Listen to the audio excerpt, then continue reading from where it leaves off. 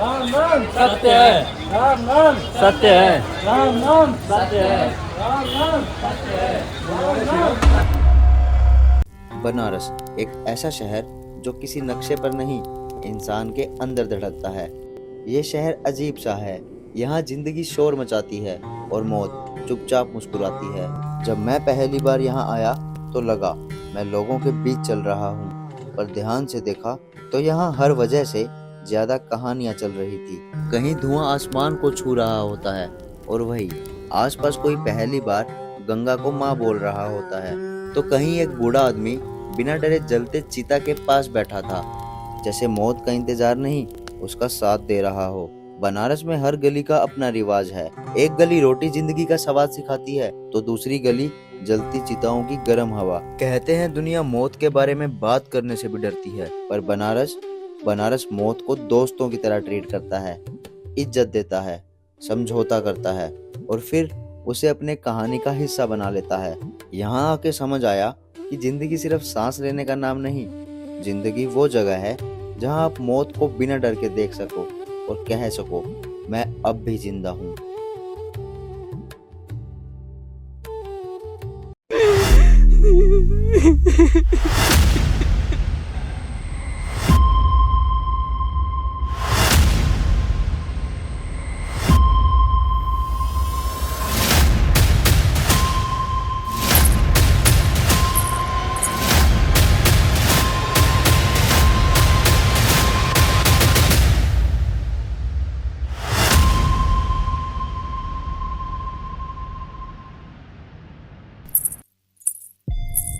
मैं यहाँ पर ज़िंदगी ढूंढने आया था, पर लगा लोग तो यहाँ पर मौत में भी जीना सीख गए हैं। कहते हैं बनारस के रास्ते सीधे मोक्ष तक ले जाते हैं, पर मुझे लगा ये रास्ते धुआं और राख तक ले जा रहे हैं। हर गली में लकड़ी की खुशबू है, लेकिन उसके पीछे एक कहानी जल रही है।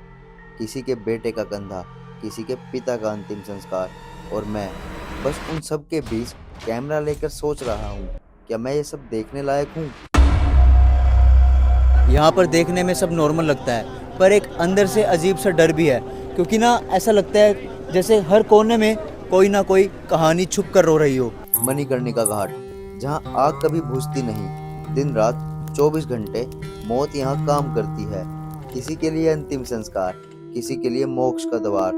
यहाँ कोई रोया नहीं करता, क्योंकि बनारस सिखाता है मरना भी एक उत्सव है।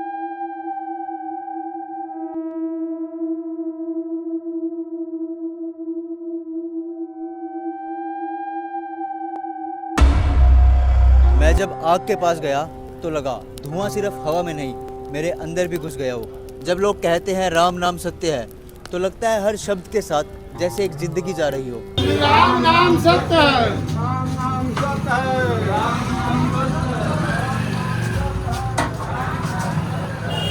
नाम सत्य है, राम नाम सत्य है। तो यहाँ सुनते हैं कि मरने से मोक्ष मिलता है। तो ये क्यों कि ये जो है ना जो है यहाँ मरने से मोक्ष इसलिए मिलता है क्योंकि मोक्ष यहाँ पाने के लिए भगवान भोलेनाथ स्वयं आ गए थे और अपने लिए काशी को अपना गढ़ बनाए। जब पार्वती जी का वो हुआ है, निधन हुआ है उसमें अग्निकुंड में, तो एक जो है भाग गिरा हुआ विशालाक्षी में, तो ये माना गया कि इस जगह पे डेड बॉडी जलाई जाए तो वो डायरेक्ट मोक्ष में होती है। तो ये परंपरा देवों के समय से ही है, क्योंकि यहाँ पे आपको बता दें राजा हरिश्चंद्र घाट पे भी ब्रह्मा विष्णु महेश ये तीनों लोग धरती पे उतर चुके हैं राजा हरिश्चंद्र के टाइम में, जब उनकी परीक्षा ली जा रही थी। तो उस टाइम में जब उनके परीक्षा में फेल हो गए और जीत गए धर्मराज, तो वहां पे उनको लेने के लिए डायरेक्ट भगवान विष्णु ने अपनी वाहन भेजा, वो डायरेक्ट जिंदा ही स्वर्ग गए हैं। तो ये माना गया कि यहाँ पे ये चरण पादुका है, जहाँ विष्णु का चरण हो, जहाँ पे विष्णु का चरण पड़ जाए वो तो मुक्ति का धाम ही है, इसलिए इसका नाम जो है मुक्ति धाम पड़ा। यहाँ इसीलिए कहा जाता है कि यहाँ पे डेड बॉडी जलाने से मोक्ष मिलता है। मोक्ष का आदमी जो है कामना करके यहाँ लोग इसीलिए आते हैं। यहाँ मौत कोई खौफ नहीं, एक दोस्त है जो हर किसी का इंतजार कर रही है। मैंने बाबा से एक सवाल पूछा, अगर कोई इंसान अपनी पूरी जिंदगी गलतियों, पाप और लोगों को दुख देने में गुजार दे और फिर अपने आखिरी दिनों में बनारस आ जाए। यहाँ कुछ समय रुककर मणिकर्णिका या हरिश्चंद्रा घाट पर अपना अंतिम संस्कार करवा दे, तो क्या सिर्फ इतना करने से वो मोक्ष पा सकता है? आप पाप करके एक जगह एक किसी आदमी को आपने गोली मार दिया, उसके पैसे लूट लिए, आकर 100 लोगों का आपने पेट भर दिया, तो वो मोक्ष नहीं मिलेगा। उनकी आंखों में मैंने सुकून देखा, वो सुकून जो सिर्फ तब मिलता है जब इंसान जिंदगी से उम्मीद छोड़ देता है। उनके हर शब्द ने मेरे अंदर कुछ तोड़ दिया। वो बात नहीं कर रहे थे, वो जैसे मेरे दिमाग के अंदर घुस रहे थे। यहाँ धुआं आंखों को नहीं, दिल को चुभता है। ऐसा लगता है हर हवा के झोंके में किसी की कहानी है जो कहना चाहती है पर कह नहीं पाती। मुझे लगता था मौत सिर्फ एक पल होती है, लेकिन ये तो एक पूरा शहर है जहाँ पर हर दिल बस धुआं बनकर उड़ रहा है। मुझे बताया गया था यहाँ एक अघोरी रहता है जो कहता है उसने मौत को अपना दोस्त बना लिया है। मुझे डर था पर क्यूरियोसिटी ज़्यादा थी। मैं जानता था ये कन्वर्सेशन मुझे बदल देगी।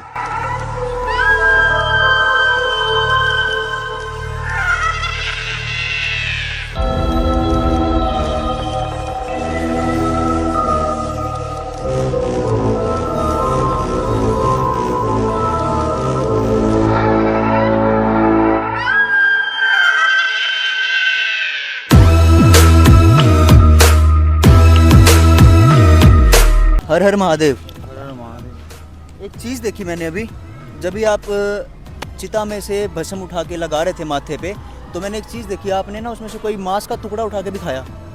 ये सब जो है ना, जो अपने भाग का है, अन्न पे सबका अधिकार है। सूरज का, आकाश का अब तारा नहीं गिन पाएंगे, और आपके किस्मत का नवाला कोई छीन नहीं सकता है। कुछ सवाल मैं लेके आया हूँ बाबा जी। मैं आपसे पूछूं, कोई दिक्कत तो नहीं हुई आपको? हमने पहले भी बताया, जहाँ तक हमें जानकारी है वहाँ तक हम बताएंगे। ठीक है बाबा जी। मैंने सुना है जो अघोरी होते हैं वो लाश के अंदर से जो टुकड़े होते हैं वो भी निकाल के खा लेते हैं, सब सच में होता है? हाँ होता है। अच्छा, जो लाश में जो चिता निकाल के खाते हैं, ऐसा खाते हैं? भी खाते हैं चिता का मांस। हाँ, तो उसमें स्वाद आता होगा जो खाते हैं? उसमें स्वाद की कोई नियम नहीं है, क्योंकि स्वाद चाहिए जीभ को, इसको, इस पेट को कोई स्वाद नहीं चाहिए। और सांसारिक दृष्टि से देखा जाए तो जिस चीज़ को सारी दुनिया के लोग फेंक देते हैं उस चीज़ को अवघड़ ग्रहण करता है। अवघड़ों के लिए मात्र तन पर एक कपड़ा, सर पर एक पगड़ी और बदन में एक लंगोटी होना चाहिए। आपने कभी ट्राई किया है, मांस खाया है चिता में से जलता हुआ? हमने तो खाया है। खाया है? जो मलमूत्र होता है खुद का पर्सनल बॉडी का, वो भी खा लेते हैं? हाँ, वो भी। खुद का मतलब जो खुद हम पोटी करते हैं, सुसु करते हैं, वो कैसे खा सकते हैं? क्यों नहीं? आपने देखे होंगे कि आपकी माता पिताजी छोटे बच्चे पल रहे हैं घर पे, तो उसमें नगोड़ बांधती थी, हगीत नहीं लगाती थी, 10-20 टुकड़ा रखती थी। बच्चा सोता जाता था तो के चूतर के नीचे हाथ लगाकर बैठ सोई रहती थी। जब कोई गीला होगा तो उसको तुरंत बदलती थी। लेकिन वो तो क्या हो गया कि बदलना एक अलग चीज होगी। एक वो जो हम उसको कहते हैं कि वेस्ट मटेरियल, गंद कहते हैं, लेकिन वो खा कैसे सकते हैं उसको, अपनी निकली हुई पोटी को? अब जो है 500 रुपये आइए। अब जब जो है अग्नि का पता आपको नहीं था, जल का पता नहीं था, उस समय माता पिताजी इस बात को ध्यान देती थी कि हमारा बच्चा मल मूत्र न खा पावे। किस लिए आप बताओ? इसलिए कि मल मूत्र जो खा लेगा तो उसका बच्चा जिस पे ताक देगा बुरी नज़र से, उसका नष्ट हो जाएगा। ये रिचुअल होता है, मतलब ये परंपरा होती है घोड़ियों की कि खुद का मल मूत्र भी खाना? ये कोई परंपरा नहीं है, यह एक साधना है। साधना है कि दुनिया से आप डिटैच हो रहे हो, मतलब मोह माया त्याग के? नहीं, मोह माया देखिए, जिसको मोह माया त्यागना होता है उसकी एक धारणाएं होती है। उदाहरण के लिए हम आपको बताएं कि देखिए, जब एक व्यक्ति की मृत्यु होती है तो शमशान घाट आने पर एक आम व्यक्ति भी ये सोचता है कि यहाँ आकर ही जीवन की अंतिम सीमा समाप्त हो जाती है, इसके आगे अब कोई सीमा नहीं रह जाती है, अतः वहाँ पर उसे वैराग्य जगती है। लेकिन वह वैराग्य जीवन भर जिसके पास रह गया वही अघोरी बन सकता है।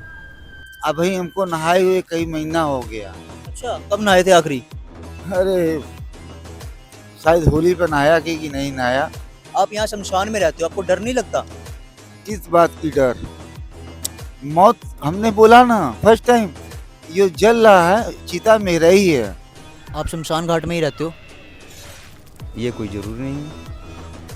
वैसे अघोरी रहते हैं शमशान घाट में, उनको डर नहीं लगता शमशान घाट में? जैसे आम आदमी आता है उन्हें डर लगता है रात को आने में। अरे हम तो वैसे शमशान घाट में रहे हैं जहाँ पर समझ लो ऊपर पीपल के वृक्ष से समझ ली कि प्रेत कूदते हैं।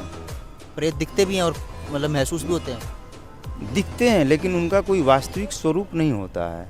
तो वो किस तरह से दिखते हैं, मतलब क्या शक्ति होती है वो? जैसे वो धुआं निकल रहा है ना, हाँ, धुआं निकल रहा है, वैसे धुआं की आकृति ही निकलेगी, लेकिन वह एक आकृति बन जाती है। उदाहरण के लिए हम बताएं आपको, आसमान में जैसे बादल कभी कभी हाथी का या चिता का या कोई भी बादल जैसे बन जाता है ना तस्वीर, वैसे धुआं का तस्वीर बन जाता है।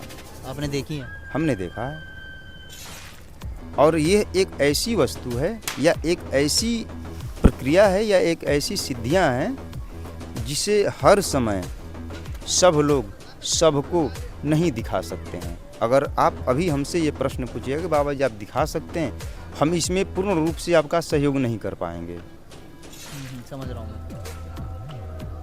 क्योंकि हर समय कोई भी प्रश्न का उत्तर नहीं दिया जा सकता है। हर चीज़ का सही समय होता है। सही समय होता है। अगर किसी को पूरी नज़र से देखोगे या आप उसके ऊपर कोई काला जादू कर दोगे तो उसकी ज़िंदगी बन भी सकती है और ख़राब भी हो सकती है। हम तो यही चाहता हूँ पारिवारिक आदमी अपने परिवार से मिलजुल करके अच्छा खुशी से रहे और अपने बच्चे को सही गाइड दे और उनको पढ़ाई पे विशेष ध्यान दे।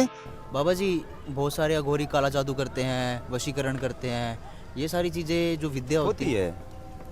काला जादू भी होता है, वशीकरण भी होता है। काला जादू के बारे में तो हम ज़्यादा नहीं बताएंगे क्योंकि हम उसमें ना तो रिसर्च किए हैं ना उस चीज़ को हम कभी किए हैं।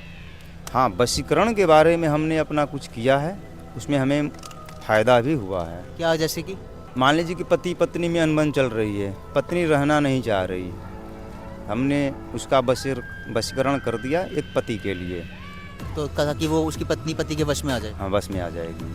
कभी ऐसा भी हमने करके देखा है कि मान लीजिए कोई एक लड़का है जो चाहता ही है कि मैं उससे शादी करूं, अच्छा। और एक लड़की है यानी कि जो जिसे चाहता है वो भी चाहती है कि मैं इससे शादी करूं। घर वाले अगर प्रॉब्लम डाल रहे हैं उसमें भी हमने किया है। समझा। बीच वाले को हटा देना है। तो क्या उस वशीकरण से क्या किसी की मृत्यु हो जाती है करने के बाद, या वो हट जाता है ज़िंदगी से? कैसे? नहीं, वो मृत्यु नहीं होती है। अब वैसी उसकी लिखी है तो हम भी ऐसा थोड़े कि हम नहीं मरेंगे। उनके शब्द मेरे अंदर गूंज रहे थे। ऐसा लग रहा था जैसे शहर खुद बोल रहा हो, मुझे समझने नहीं, महसूस करने आओ। उस दिन मुझे समझ आया, बनारस बस एक जगह नहीं, एक जिंदा चेहरा है जो मौत के साथ सांस लेता है। कहते हैं गंगा सब कुछ साफ कर देती है, पर मैंने देखा ये साफ नहीं करती, सब याद रख लेती है। ये पानी शांत जरूर है, पर इसके नीचे लाखों कहानियां सो रही हैं। मैंने जब पानी को छुआ तो मुझे लगा वो मुझे अपनी तरफ खींच रहा है। वो मुझसे कह रहा है कि एक दिन तू भी मेरी कहानी बन जाएगा।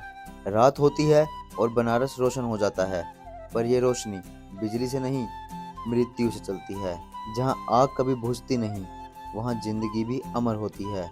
बनारस ने मुझे सिखाया, जिंदगी और मौत दोनों एक ही कहानी के दो पन्ने हैं, बस फर्क इतना है, एक हम लिखते हैं और दूसरा बनारस। मणिकर्णिका ने मुझे बदल दिया।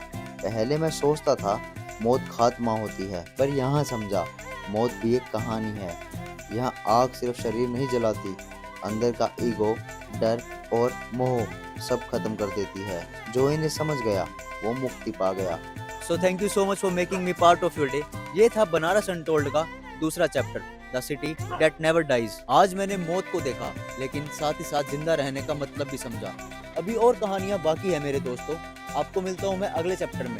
अगर आपको आज की वीडियो अच्छी लगी हो तो मेक श्योर वीडियो को लाइक करें, कमेंट करें, शेयर करें, मेरे यूट्यूब चैनल को सब्सक्राइब करें और साथ ही साथ फेसबुक पेज को भी फॉलो करें। I will see you in the next episode. Till then live your life, live your dream and never fear the truth of life, क्योंकि बनारस कहता है जो यहाँ पर जला वो मुक्ति पा गया। आओ दलदानी माड़ा तेरा सिद्धू मूसेवाला खत्म।